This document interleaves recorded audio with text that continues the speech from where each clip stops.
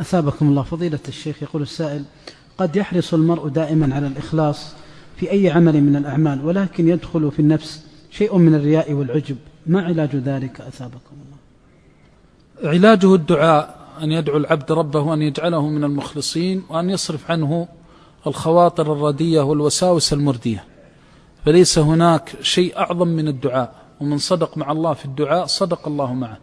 الأمر الثاني الأخذ بالأسباب، وأعظمها الخوف من الآخرة، أن الإنسان يعلم أن الرياء يحبط العمل والعياذ بالله، نسأل الله السلامة والعافية. فإن العبد إذا عمل لغير الله فإنه نسأل الله السلامة والعافية خسر الدنيا والآخرة. فإذا علم أن هذه عاقبة الرياء وعاقبة السمعة، وأن الله سيرائي به وسيسمع به، أدركه الخوف والوجل. ومن خاف علم كيف يتقي